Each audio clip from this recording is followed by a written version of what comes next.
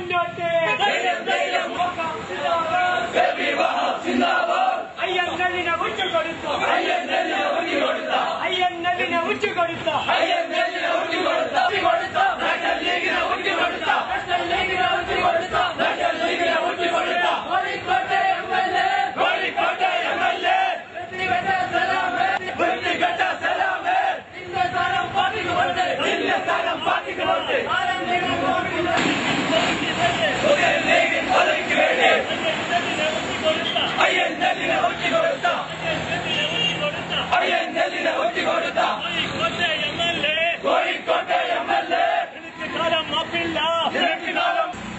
ഈ പ്രസ്ഥാനത്തെ തകർക്കാൻ സാധാരണക്കാരായ ഒരു പ്രവർത്തകനും അനുവദിക്കില്ല എന്ന് പ്രസ്താവിച്ചുകൊണ്ട് ഞാൻ എന്റെ കർത്തവ്യത്തിലേക്ക് കടക്കുകയാണ്.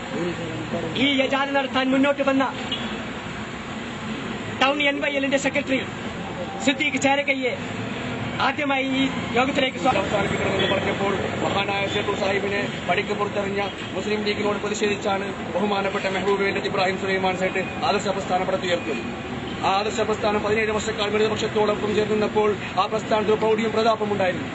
പക്ഷേ 17 വർഷങ്ങൾക്ക് ശേഷമാണ് ഇന്ത്യൻ നാഷണൽ ലീഗിന് CPM-ൽ നിന്ന് അവഗണന കിട്ടിയതെങ്കിൽ വെറും 3 മാസത്തെ പരിചയം കൊണ്ട് തന്നെ മുസ്ലിം ലീഗിൽ അവഗണന നമുക്ക് കിട്ടുകയുണ്ടായി. നമുക്കറിയാം, തിരൂരങ്ങാടിയിൽ സലാമിന് പ്രഖ്യാപിച്ച സീറ്റിന് വേണ്ടിയാണ് പാർട്ടിയെ സലാം ഒറ്റി കൊടുത്തിരിക്കുന്നത്. ഷേഖ് സാഹിബിന്റെ ആദർശം ഇന്ത്യയിൽ അങ്ങോളം ഇങ്ങോട്ടുള്ള ജനങ്ങൾ ഒറ്റയടിക്ക് ജീവിതത്തിൽ പകർത്തിയപ്പോൾ ലവലേശം പോലും ആദർശം പകർത്താൻ പറ്റാത്തൊരു നേതാവായിരുന്നു സിറാജ്. ആ സിറാജ് സെട്ടിനെയും PMS സലാമിനെയും പുറത്താക്കിയ നടപടി ആദ്യം ഞാൻ സ്വാഗതം ചെയ്യുന്നു. നമുക്കറിയാം, കാസർകോട്ടെ നേതാക്കന്മാരെ തോളിലേറ്റി നമ്മൾ ഒരുപാട് ചിന്താബാധ വിളിച്ചിട്ടുണ്ട്.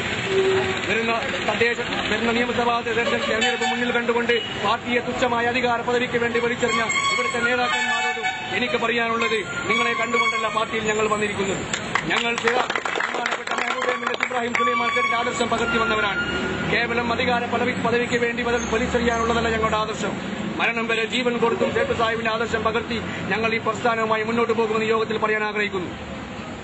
അതുപോലെ നമുക്കറിയാം, ഡൽഹിയിൽ നിന്ന് ഞാൻ ആരംഭിച്ച ജനകേരള യാത്ര മഹാരാഷ്ട്രയുടെ തെരുവോരങ്ങളിലൂടെ ഞാൻ വന്നപ്പോൾ അവിടെ ശിവസേനയുടെ പ്രവർത്തകരുണ്ടായിരുന്നു. ബാൽതേക്കറെ നയിക്കുന്ന ശിവസേനയുടെ പ്രവർത്തകർ ഞങ്ങളെ കല്ലെറിഞ്ഞിരുന്നില്ല. പച്ചപ്പതാകയും ഏന്തിയായിരുന്നു ഞങ്ങൾ അന്ന് വന്നത്. കർണാടകയിലൂടെ ഞങ്ങൾ ജാഥ നയിച്ചപ്പോൾ അവിടെയും പച്ചപ്പതാക ഏന്തിയായിരുന്നു ഞങ്ങൾ വന്നത്.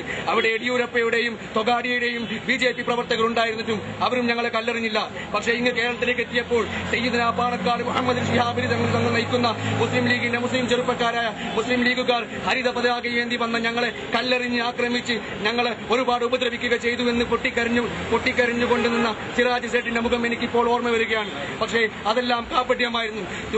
തികച്ചും അലങ്കാര പദവിക്ക് വേണ്ടി പാർട്ടിയെ അടയറി വെച്ച ആ സിറാജ് സേട്ടിനോട് കാലം ഒരിക്കലും മാപ്പ് തരില്ല എന്ന് ഈ യോഗത്തിൽ ഞാൻ പറയാൻ ആഗ്രഹിക്കുന്നു. ഒരു സൂചന കൂടിയാണ് ഈ ഇന്ന് നടന്ന ഈ പ്രതിഷേധ പ്രകടനമെന്ന് ഓർമ്മിപ്പിച്ചുകൊണ്ട് ഞാൻ എന്റെ കർത്തവ്യത്തിൽ